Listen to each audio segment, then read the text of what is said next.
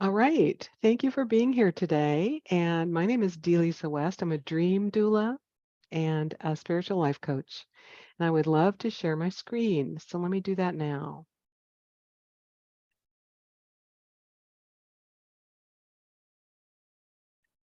Here we go.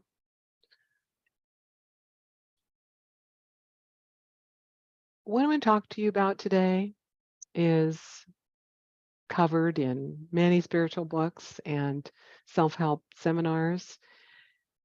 So you might have already heard this, but I want you to listen to it as if you've never heard it before, because you've never heard it today before.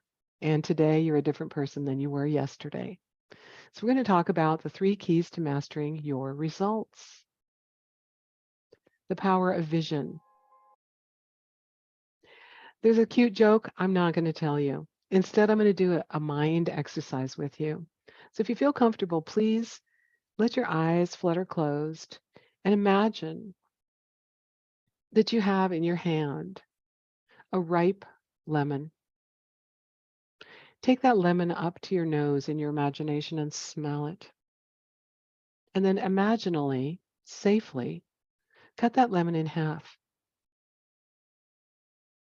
and bring it now back up to your nose. Smell it and squeeze it so some of the juice goes into your mouth. Now, I ask you, go ahead and open your eyes. Did your mouth water? If your mouth watered while you did that exercise, it's because our thoughts are so powerful. They can create a reaction inside of our body. They create thoughts, and the thoughts we're thinking create feelings that actually cause a reaction in our body sometimes. So powerful are our thoughts. So consider today, is there an area of your life that you'd like to improve? My intention for our time together is this. I'm going to give you 3 keys, 3 tools that'll help you achieve your goals. You'll have better clarity on your goals and dreams, and you'll feel even more confident in your ability to reach those goals and dreams by the end of our time together. Consider for a moment, have you ever achieved a goal or a dream, but when you first had it, you had no idea how you were going to make that happen? But you had the dream and you had the thought in your heart that you'd really like to have something happen. You did it because you're capable of far more than you know. And our goals and dreams are born out of challenges we face in life. And what are those 2 signals for growth? We have a longing. We have a longing for something we haven't had yet. We wish we could have it. We wish for it. Or we have discontent. So we feel like something in our life just isn't quite right. Maybe we're mad about it or frustrated or just the thing just keeps happening over and over again. That is life talking to us, our psyche telling us what we would love to have by telling us what we don't have yet, giving us that longing, and telling us what we don't like right now.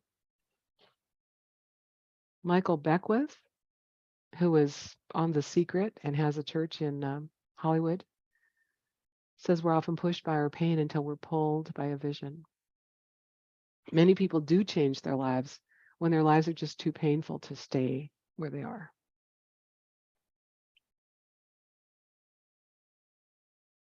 So, how did I get here? Let me tell you my story.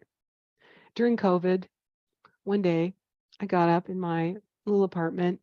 We were completely shut down in Seattle, Washington, and I was a full time real estate broker. And I walked across my apartment to check my email, and I thought to myself, I'm so happy that even if somebody wants to look at a house today, I can't show it to them. Even if a seller calls me and they want me to come look at their house, I can't go. And then I opened up my computer and started typing to get my email. And then I thought, my second thought was, uh-oh, you're so happy that you can't do your job because of a government mandate. Maybe this is not your job anymore. And that is the day that I decided to become a life coach. And before that, I had said once to a man that I was living with, hey, honey, I think I'm going to be a coach. And he said to me, don't do that. That's stupid. So I gave it up. But you know what? I don't have that man for a boyfriend anymore. And it's not stupid. It's a beautiful thing to be able to share my gifts and talents with the world and help people. Now, I wake up every morning. I live in a new town.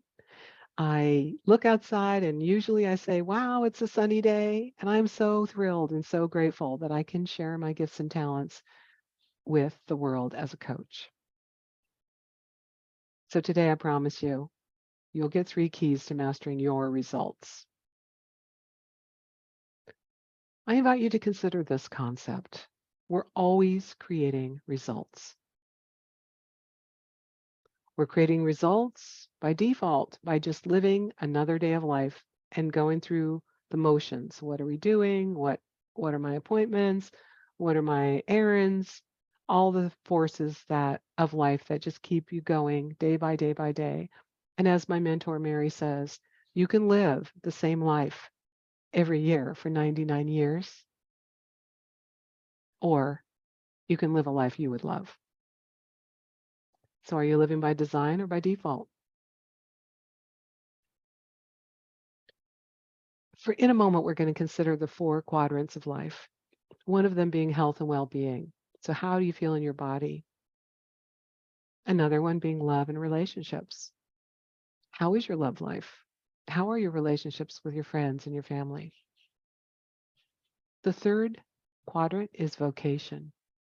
And that's the gifts and talents we have that we give back to the world. For some people, it's their job. For some people, it's their volunteer work. But it's your unique gifts and talents. And then the final quadrant that we'll discuss is time and money freedom. Some people have more time than money. Some people have more money than time. And if those are balanced, you really feel free to do what you want to do and share what you want to share with the world. First, let's play a game. In 30 seconds, see as high as you can count. Read to yourself aloud the numbers, and let's see how high you can go. I'll put the timer on. Hold on, hold on, hold on. I'm going to go find my clock. Now, here we go. Go.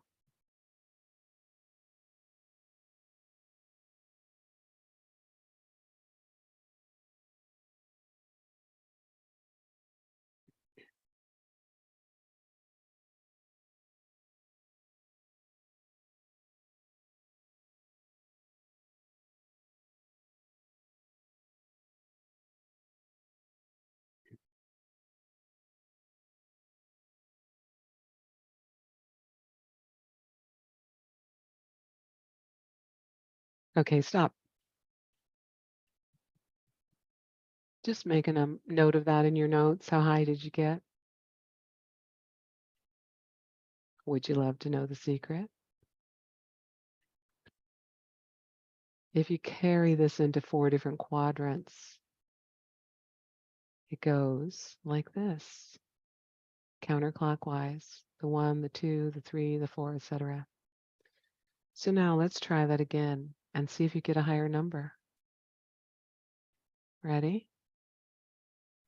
Go.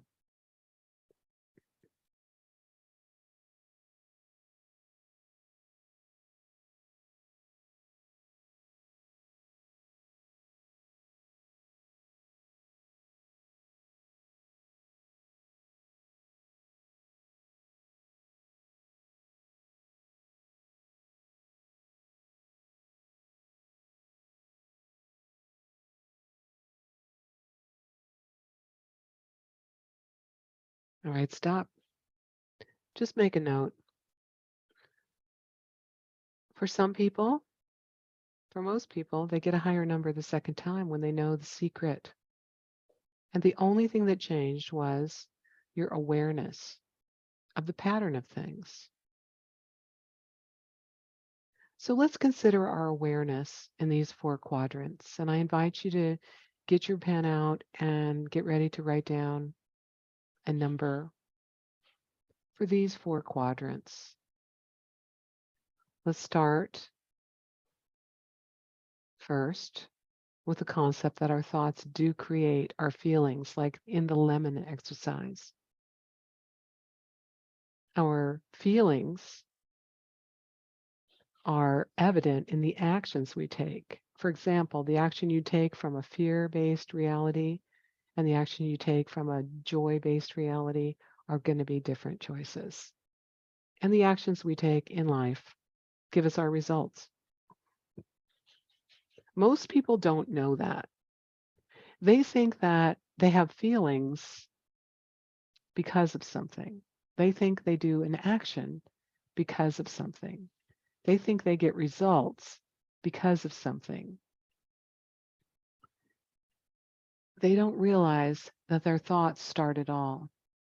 Because if you want to know what you're thinking, just look at your life because results never lie. How do we create new results? By noticing what we're noticing.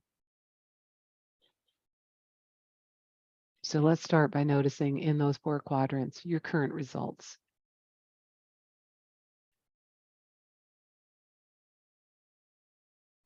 You might be a person who has a lot of dreams. You might not know what your dreams are. Either way, we're going to go forward with this exercise and we're going to find out that you have a dream inside of you somewhere. So, in the quadrant of health and well-being, perhaps you're a person who feels stuck in your ability to transform your health, or you have relatively good health, but you know there's more. You'd like to be more vibrant and feel more alive. If you gave yourself a scale of 1 to 5, 1 being not at all satisfied and 5 completely satisfied, what score do you give yourself in health and well-being?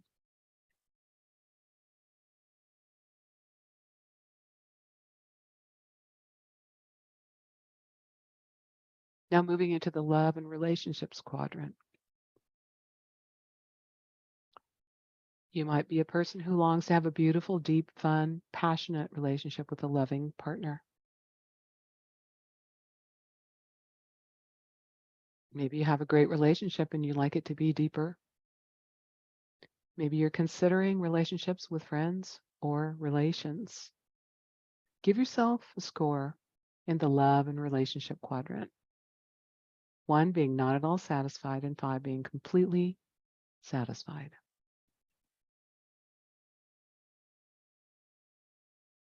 Good. Now in vocation, or how you express yourself in the world. What is going on in that quadrant? Do you feel stuck in a job you don't like? Maybe you like your work, but you work too many hours and you want more time freedom. Or maybe you're retired and you are completely satisfied with how you give back to the world. Give yourself a score 1 to 5, 1 not at all satisfied, 5 completely satisfied in the vocation expression area. And then finally, in time and money freedom, maybe you have, or maybe you don't have the money freedom to do all the things you want to do or give and contribute to the causes and organizations that matter to you the most. Perhaps you're missing important moments where you don't go where you want to do, travel where you want to go, or have as much fun as you'd like. If it feels out of balance, more money than time, more time than money, give yourself a score there 1 to 5. 1 not at all satisfied, 5 completely satisfied.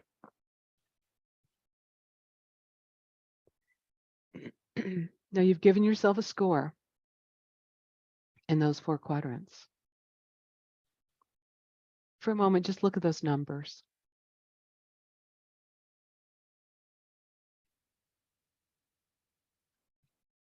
The slide says to add them up, but what I'd like you to do right now is look at the number that's the lowest. And for the next exercise, we're going to consider that for the time we have together. So if you don't have 5 in all quadrants, that's okay. That's telling you where you have longing and discontent. And I ask you this, What do you think it's costing you? Another question I ask people is, how long has it been that way? Because for some people, for me, when I first did this exercise, I said 35 years. I've been unhappy in one of those quadrants for at least 35 years. That's a long time to live your life being unhappy. So remembering those two signals, the longing and the discontent, we're going to now consider that each of us has a dream inside of us somewhere. And the number one key to achieving your dream and having a life that you love living is to know where you're going and what you would love.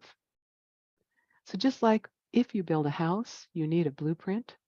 You can't just tell an architect, build me a cool 2-bedroom house. They don't know what you want. They can't make that plan for you. But if you tell them, I want a kitchen over here, I want a bathroom over here, it needs to be exactly this many square feet, they can design the house of your dreams. So let's design in that lowest number quadrant for you what you would love by this next really cool, fun exercise. We're going to design your dream. Here's a quote I love by Howard Thurman. Don't ask yourself what the world needs. Ask yourself what makes you come alive, and then go do that. Because the world needs more people who come alive.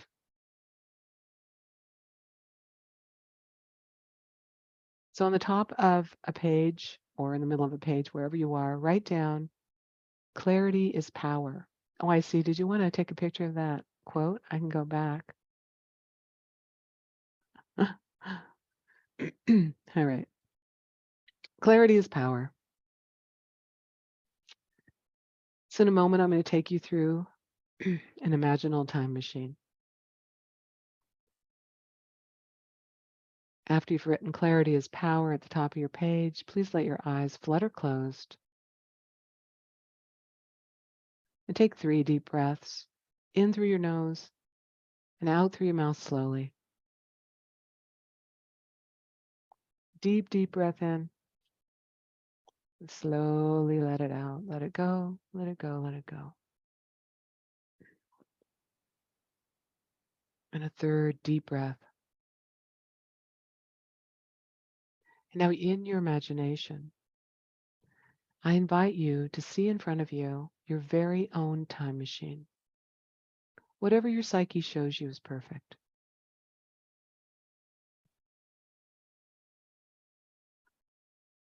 I invite you to walk over to that time machine and open the door. Walk inside, shutting the door behind you. And press the button on the dash that says 3 years from now.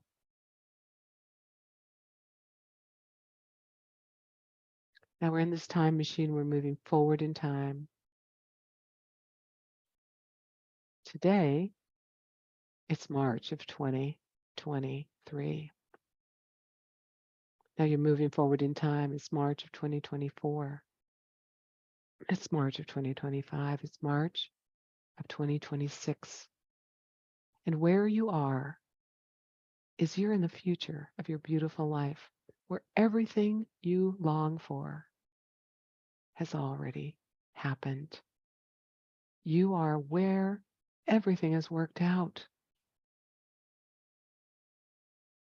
I invite you to open the door of your time machine and step outside. Look around. What is happening in this scene in your imagination where everything has worked out? Maybe even better than you imagined. Who is there? What are you doing?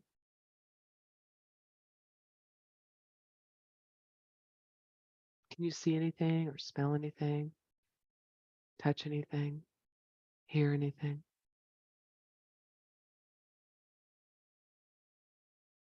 I invite you to take in the scene in as much detail as possible.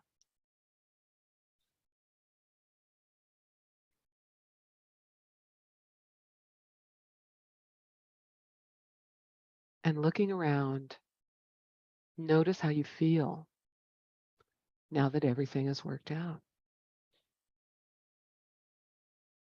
The most important part of this vision exercise is how do you feel?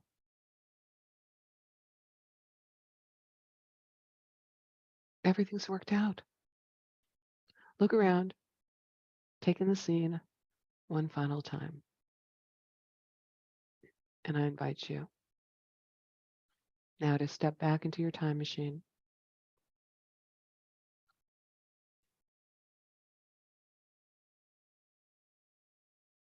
and close the door behind you.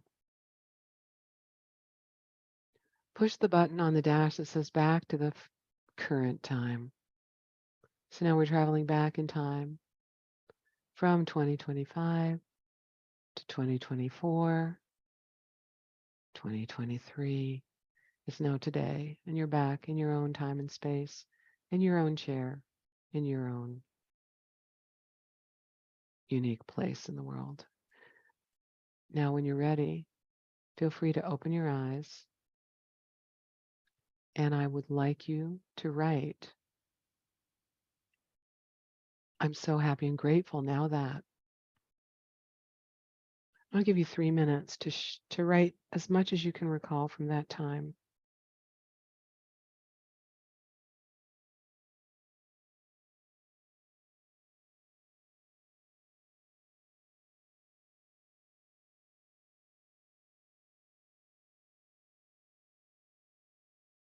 I'll put the timer on.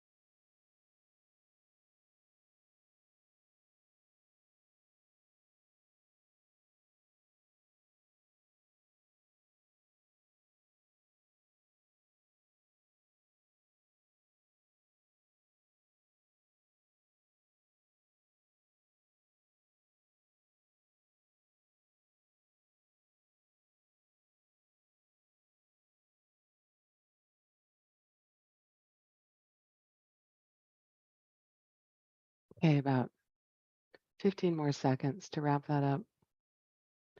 If you're still writing, you can say to be continued and finish it later.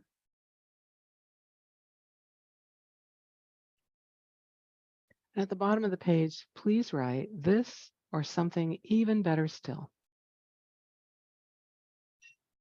Because what I've found is When the universe gives you an idea of what you could do or be or have, sometimes what you get in the end is even better than what you dream up in the first place. So give yourself the ability to dream this up or something even better still. All right, that's key number one, designing a dream, because we don't know where we're going unless we have a destination. Key number two is deciding for your dream. Bob Proctor said it this way. There's a single mental move you can make, which in a millisecond will solve enormous problems for you. It has the ability, the potential to improve almost any personal or business situation you will ever encounter. It could literally propel you down the path to incredible success. And that activity is called decision. When you make a decision, that's a powerful way that the universe decides it's going to help you. So deciding for new results is how we change our life. And here's another fun exercise. Please try to read this that's up on the screen.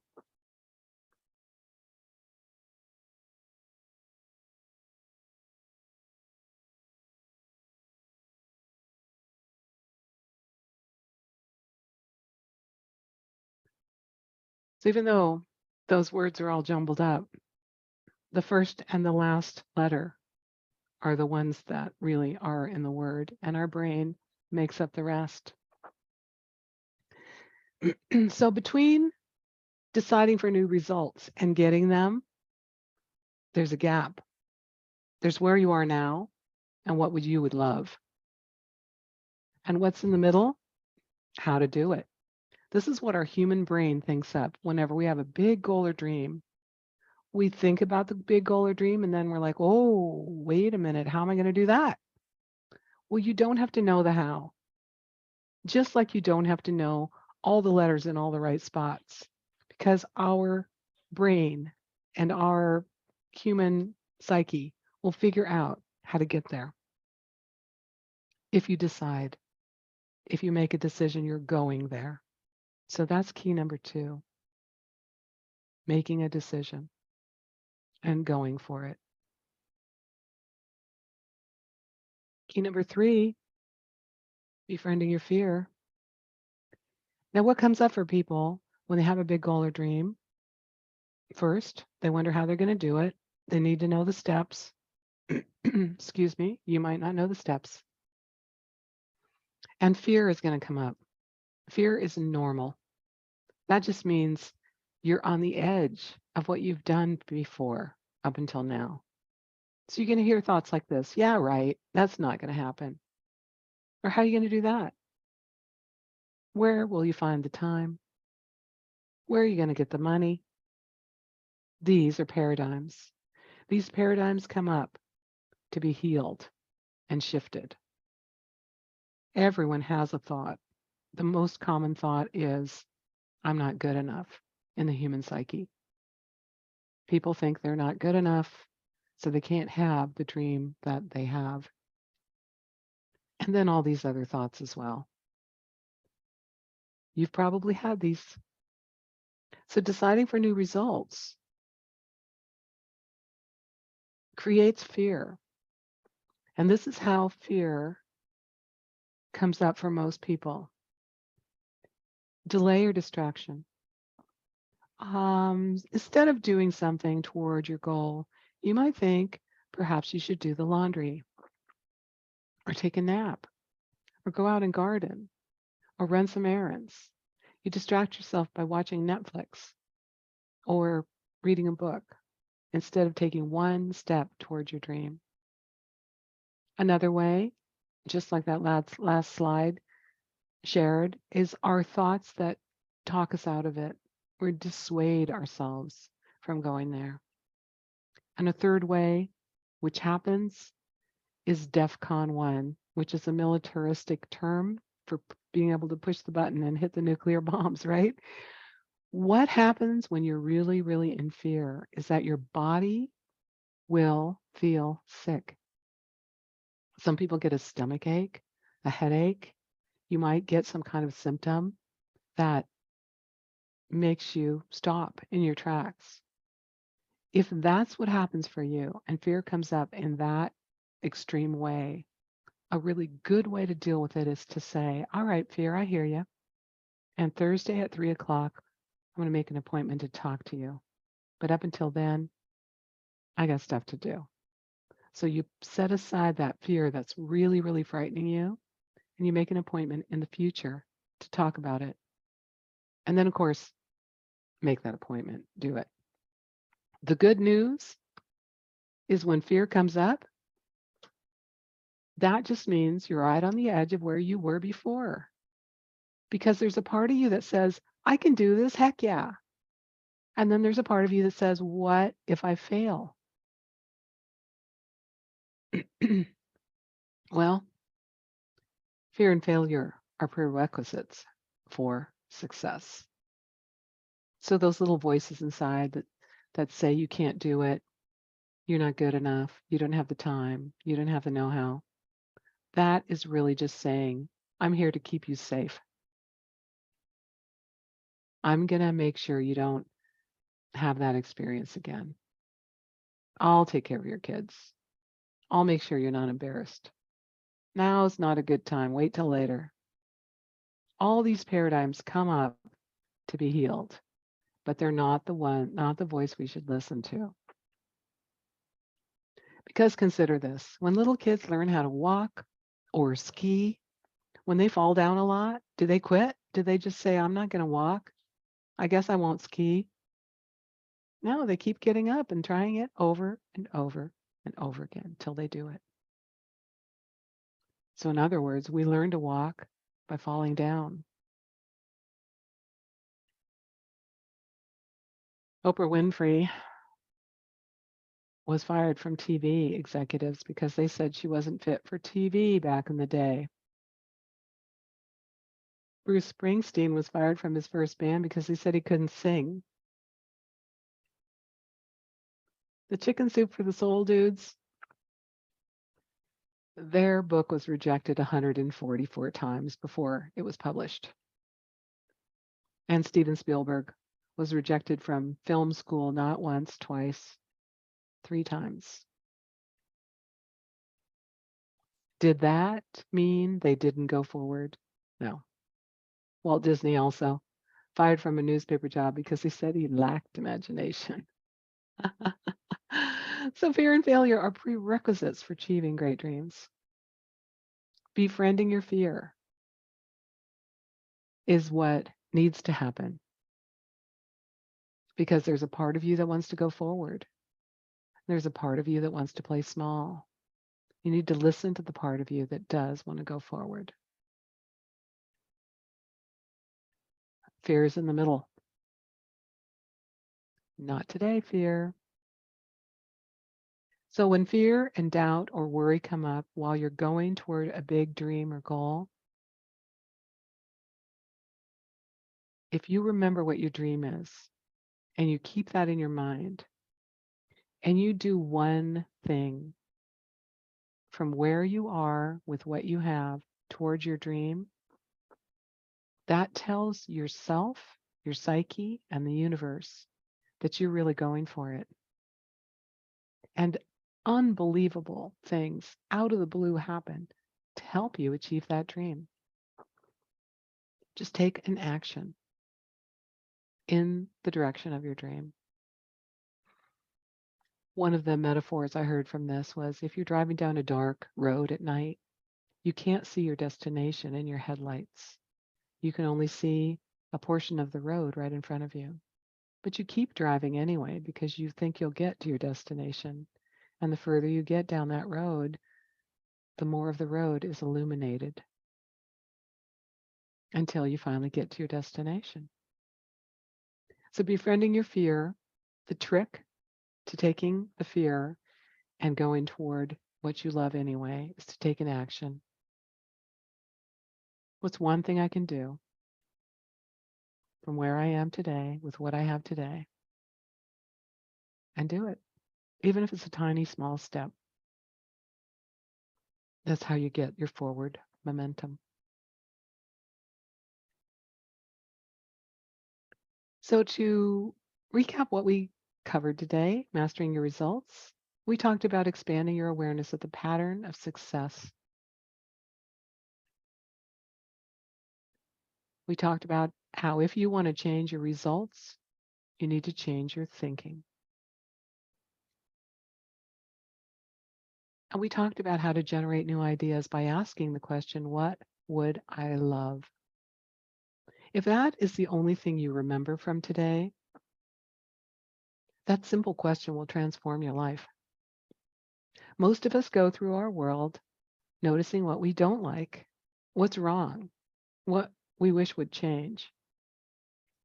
And if you stop for a moment and say, what would I love? You know what you would love.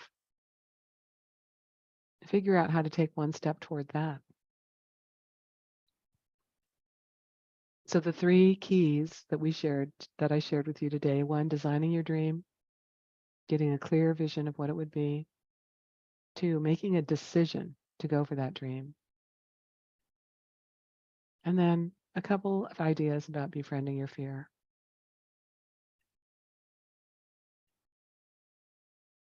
Because you are worthy of your dream and a life that you would love living. It's a precious life.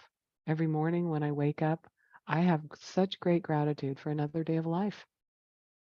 Not everyone woke up today. We did. We get another day of life. What are we going to do about it? So my gift to you is a 1-hour session if you want more clarity on your dream. And in that session, if you would like to continue to talk about how to work with me further, I'd be honored to have that decision, that conversation. Now, I'm going to tell a little story and I'll share a video before we end. Mountain climbers back in the day, Edmund Hillary, and he's behind my scene here, William Murray. Edmund Hillary was going to climb Mount Everest, and he asked Bill Murray, "You want to climb with us?" And Bill said, "How much is it?" And William Murray, after he heard the commitment financially, he's like, "Oh, can't do it." So they went, they climbed, they didn't summit the mountain. Second time, he said, "We're going up again. Do you want to come with us?" He said, "How much is it?" When he heard the price, he said, "No, can't do it. Have fun." Third time, Edmund Hillary said, "Listen, we're going to make it this time. When I came down the mountain, I said, I'm going to summit you next time. Do you want to come with us?" And William Murray asked a different question this time. He said, "What is the down payment?" And when he heard that number, he said, "Okay." He had no idea how he was going to get the rest of the funds, but he put the down payment down and he went on that trip. And according to historians, William Murray was the fellow who found the south route that most of the climbers take now to get to the top of the mountain. So instead of saying no, he said yes, and they got to the top of that mountain. He then wrote a book, and one of the quotes from his book is, "Absence of evidence is not evidence of absence." So when he made the decision to go, he had no idea where the money was, but he believed it would come. He also says this about making a decision. Until one is committed, there's hesitancy, the chance to draw back, always ineffectiveness. And I love this Goethe quote: "Whatever you can do or dream you can do, begin it, because boldness has genius, power, and magic in it."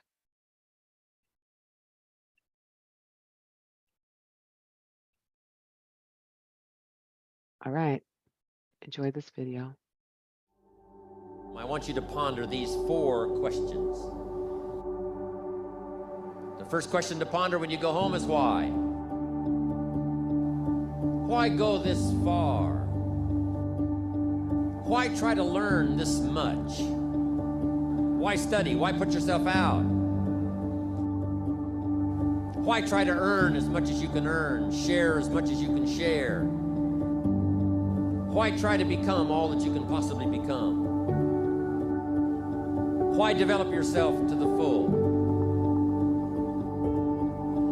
Why try to do it all? Why try to take on this much responsibility? Develop every skill you possibly can, see every human you possibly can, go to every class you possibly can, touch everybody you possibly can. Why do that much? Why go that far? Why share that much? Why give that much away? Why try to see everything? Why try to do everything? Why try to become everything? The first question to ponder when you go home is why.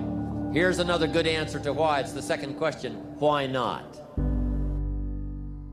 Why not see how much you can earn? Why not see how much you can learn? Why not see how many skills you can develop? Why not see what kind of person you can become? Why not see what kind of influence you can have? Why not see how many people you can rescue from oblivion? I want you to take that personal. Why not? Why not? You've got to stay here till you go. I mean, what else are you gonna do? Why not see how much you can do, how far you can go? Now here's number 3. Why not you? You've got the brains. You can make decisions. You can study the plan. You can change your life. You can grow immensely in the next few years. You can make your dreams come true. You can build a financial wall around your family nothing can get through. You can become healthy. You can become powerful. Why not you? My very last question on the questions to ponder is why not now? There never was a better time. And what a time now for us to take this dream and not let it die. Take this dream and give it life. Take this dream and breathe into it your own personal spirit until finally it becomes a flame that burns around the whole world.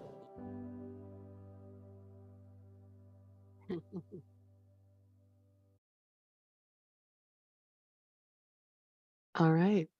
I'm going to stop the recording. Stand by.